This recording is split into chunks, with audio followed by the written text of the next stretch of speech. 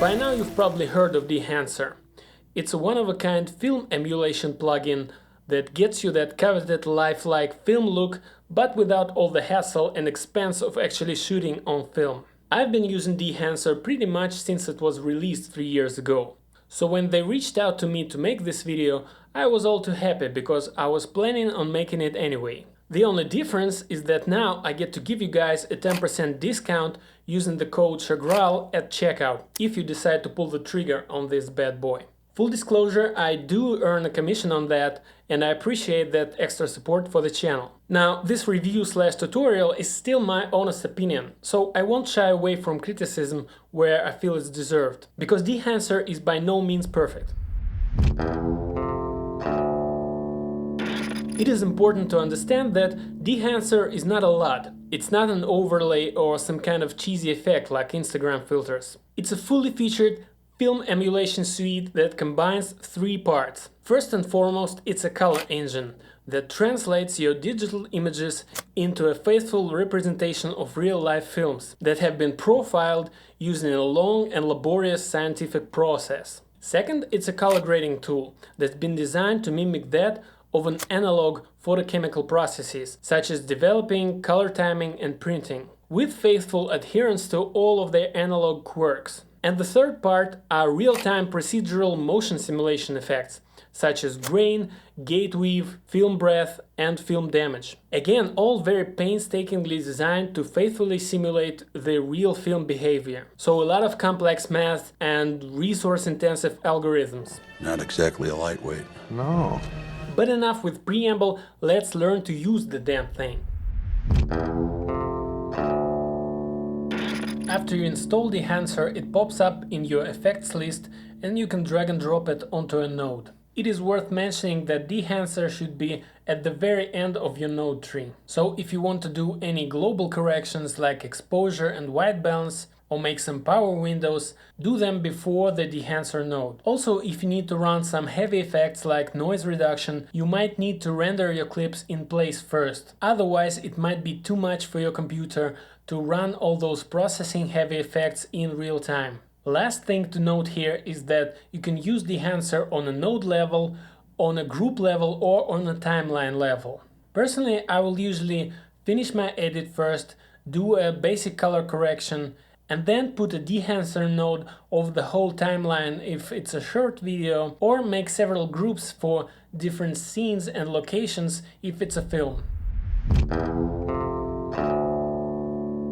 Technically, Dehancer works just fine in non-color managed workflows, meaning you can just throw your log footage onto a timeline, conform it with Dehancer and build your whole grade in one node. But for best results, it is recommended to run Dehancer in ACES, because it can benefit from ACES advanced maths. The difference is small, but it is there. The character of different films is more pronounced, and all instruments work smoother and more perceptually in ACES. That's okay for me, I'm very used to working in ACES. But if you are new to color management, just create an ACES envelope for the Dehancer node. And by that I mean put log to ACES CCT transform before the Dehancer node and ACES to Rec. 709 transform after the Dehancer node. You can also just color manage your whole project in ACES. And in DaVinci Resolve 18.5, Blackmagic Design introduced the ability to color manage on a timeline level. And that's what I'm doing most of the time these days. ACES is getting better and better with every release, but some tools still work a little wonky in ACES. For example, Qualifier, Mask Tracking, Fusion Titles, and Alpha Rendering. So ACES Envelope is still the most reliable way for most people to get the benefits of ACES without its quirks. Now that you are in ACES, select ACES CCT as input in Dehancer. Or if you decided to go straight from log, just select your camera make and model. Bam! Something happened, and right off the bat it kind of sucks. And this is my first piece of feedback to Dehancer team. I'm not sure why Kodak 250D was selected as the default film. It's very contrasty. And what is much more weird, it is set without a film print as a default. This for sure must be confusing to new users. Kodak Vision is a color negative film, and it needs to be developed and then printed optically onto a positive film to be exhibited, projected or scanned. In my opinion, Dehancer should have no default film and should ask you for a combination of a film stock and print medium before you can proceed. These three settings, input, film and print, should be grouped together on top of the stack, and you should not be able to proceed with other settings before these are set. Because a lot of the tools in Dehancer behave very differently depending on which film and which print medium you chose. So our next step is choosing a film profile. And once again, these are not some kind of Instagram filters. These are actual real-world films that they physically acquired, shot at different exposures, developed, printed and scanned to build realistic profiles for each one. Now, what I don't like is that these are listed here just alphabetically. Of course, you can choose and peruse, try something on and experiment, but this must be super intimidating to new users. I guess Dehancer just assumes you are a film nerd and you know exactly what you're looking at. But I strongly believe that this list should be grouped into categories. First, there are photo films and motion picture films. Then there are negative films and positive films. And of course there are color and black and white films. I feel like all that information should be presented here. There should be filters or categories or some way of telling what's what. In the meantime, you can take a look at their film library on the website, but even there the catalog is not detailed enough. For example, Kodak Eastman XX is listed as a black and white film, but it's also a motion picture film, which you can't tell by looking at this list. Okay, next are the print settings. Again, I feel like the correct print medium should be set automatically depending on the type of film you have chosen. Kodak and Europaper should be set as a default for photographic negative films. Kodak 2383 or Fujifilm 3513 should be defaults for their corresponding movie stocks. And linear should be the default for positive films. This would make this plugin much more foolproof. And if I was designing this plugin, I wouldn't let users create imaginary combinations, like printing a photo film on a positive motion picture stock, or choosing a negative film without a print medium. I guess they didn't want to stifle people's creativity, but if the purpose of the plugin is faithful film emulation, then why let people create imaginary combinations that never would have existed in the real world? Since this is all very hard to understand for a newbie who has no idea about different types of films, let's do a quick primer at least on the motion picture stocks, since we are filmmakers here. You're not dealing with morons here.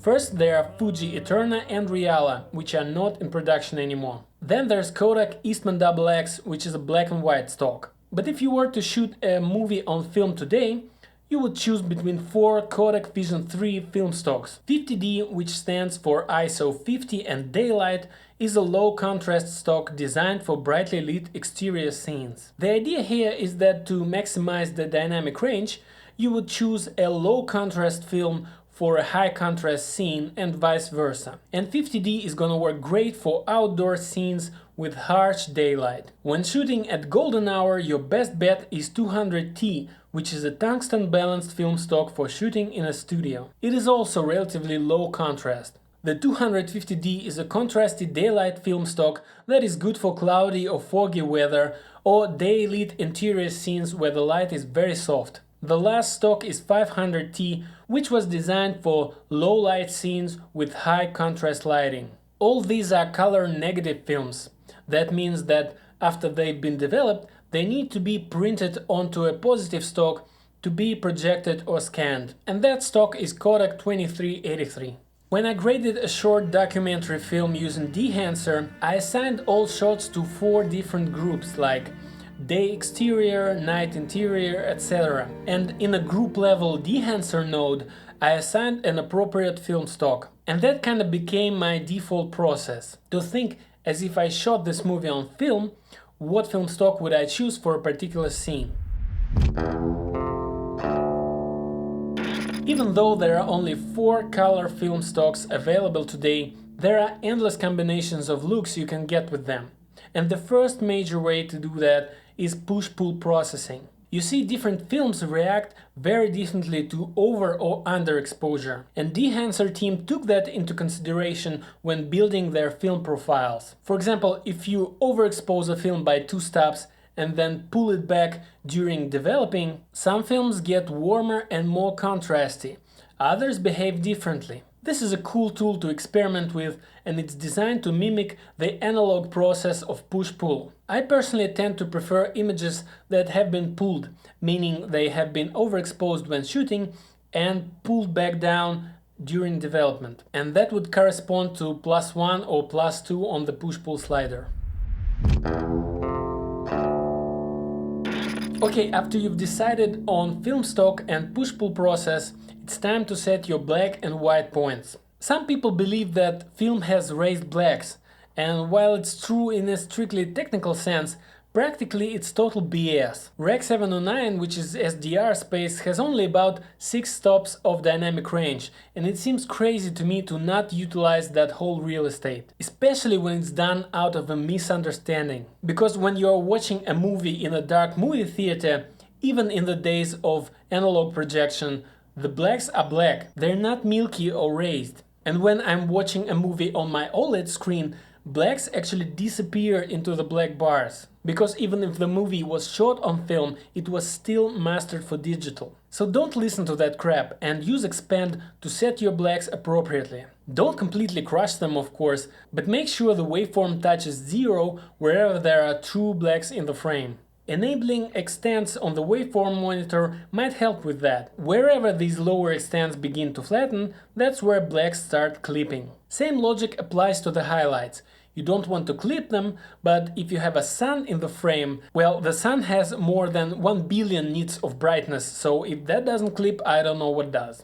Most other highlights should fall somewhere between 90 and 50% on the waveform. But that's all completely shot and scene dependent. The goal here is to return to roughly the same black and white levels that you had before Dehancer node. Remember, we are feeding it a finished image, so it's not the time or the place to mess with exposure. We just need to bring it back in place after the film conversion. And it's important to note that you will have to revisit the expand controls several times when building your film emulation, because a lot of the other tools affect contrast and exposure. For example, grain reduces contrast, vignette increases contrast but reduces exposure, and so on. I will usually finesse the expand controls right until the very end. And just as another piece of feedback to developers, I would very much like to have an auto expand feature, where the plugin would try to set black and white levels depending on the input and chosen settings.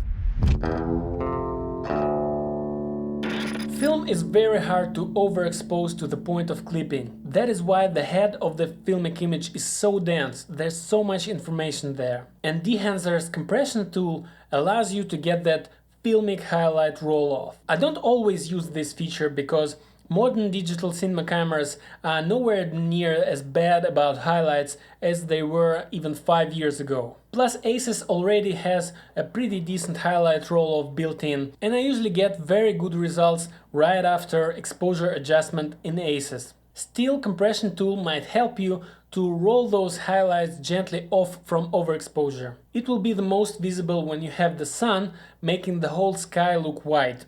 Compression tool allows you to push your sky down and return some color and definition to it. But it's kinda too aggressive at its default settings.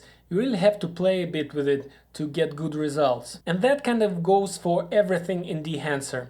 It's a super powerful tool, but making it look good is not as easy or straightforward as I would like. Now, if you thought that color grading was invented in the digital age, I got news for you. People used to color grade their work many decades ago by using colored filters when printing to a positive stock, and in Dehancer that analog process is faithfully reconstructed. I know I'm beginning to sound like a broken record here, but it's important to understand that these tools are not built on some abstract digital values. They are mathematical models of the instrumentally measured real-life photochemical processes. So printer lights in Dehancer are not the same thing as basic color bars in DaVinci. They function in an analog fashion and they react to the type of film you have chosen. So this section is where you would either build your grade or counteract some properties of a type of film you have chosen. Perhaps you have chosen a tungsten stock for a day-lit scene and you want to correct that. The cherry on the cake of the film look is halation and bloom. Both effects are a result of light bouncing around between the layers of a sandwich that is color-negative film. Huge props to Dehancer for introducing tool profiles in version 7. Before that, it was a guessing game how much halation is right. And I like it just barely noticeable. And like with a lot of these effects, the heavier you go on them, the more your image moves towards that archival nostalgic category. And unless I'm doing a historical documentary, I think that's kind of cheesy. For me, film look is a timeless look. It's not a look associated exclusively with the past. Okay, so now we get to the good part, the grain. Just can't get enough of it. Personally, for me, an image without that organic movement just looks dead to me. And this is where Dehancer is miles ahead of anything else. Because real grain on film isn't just overlaid on top of an image. The whole image actually consists of grain. It's like a painting that consists of thousands of tiny brush strokes. Even the most high quality grain scans have nothing to do with the actual image, and that's why they always look superimposed. Not to mention that real grain actually exists in 3D space in each of the color layers of the film.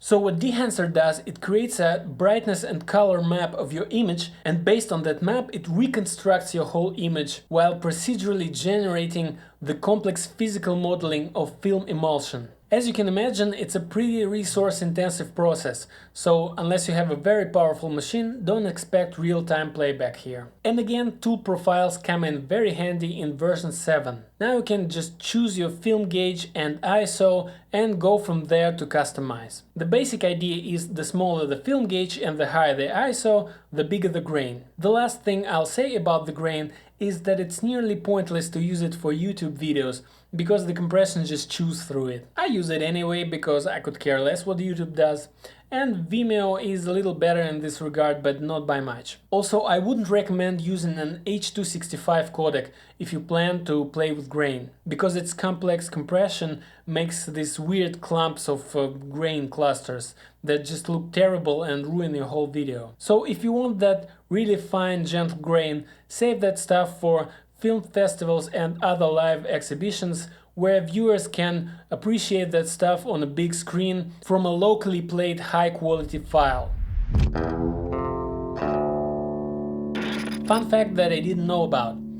All film gauges are actually cut out of the same film stock. So 8mm film and 65mm film are actually the same film, with same amount of grain per square millimeter. It's just at the smaller gauges you're blowing up that smaller piece of film on the same big screen, so everything gets scaled proportionally. And the same is true for other motion effects.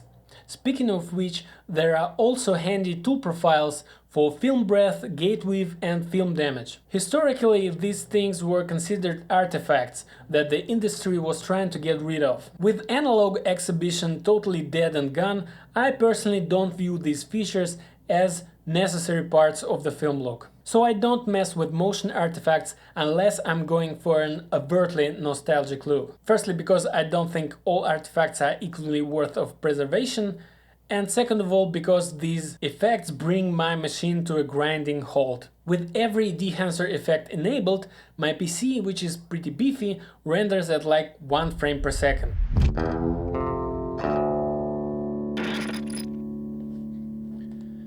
Dehancer is also available on iOS devices. It's not in total lockstep functionality-wise. For example, at the time of this recording, there are no tool profiles in the app. And you don't get waveforms and vector scope, only histogram. But other things are actually better implemented in the app than on the desktop version. For example, the film selection menu is much more descriptive. But other than that, the OFX plugin users will feel right at home here, with all the same settings and sliders.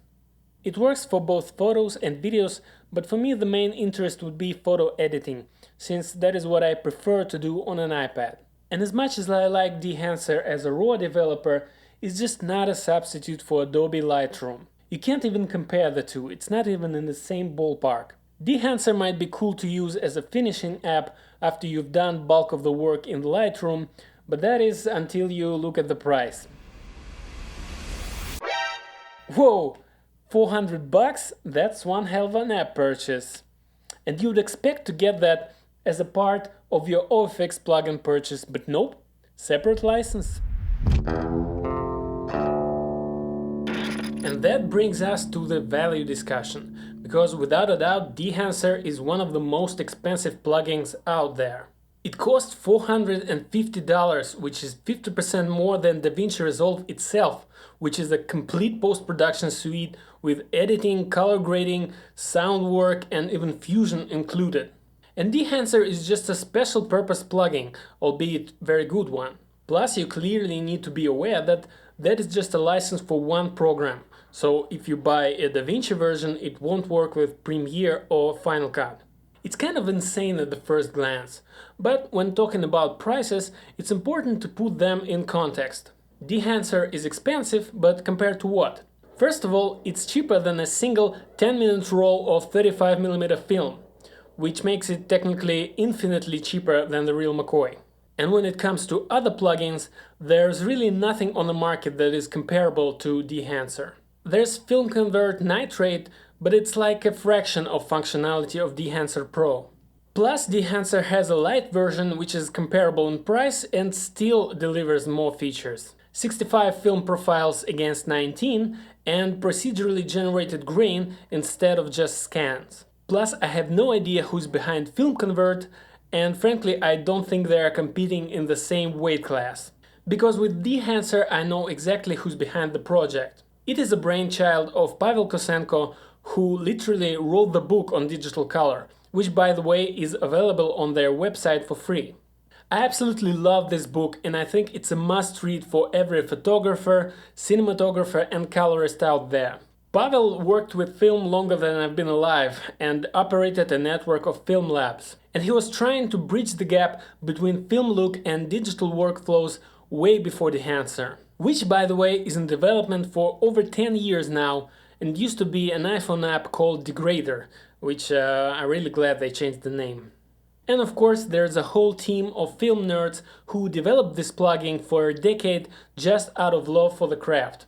And these are exactly the kind of people that you would trust to make the ultimate film emulation tool. Because with Film Look, you either want to emulate it as faithfully as possible or not bother with it at all, because otherwise it looks cheesy and fake. And in that regard, Dehancer is really a Hollywood-grade tool. In the hands of a pro colorist, it is indistinguishable from real-life film to even the most trained eye.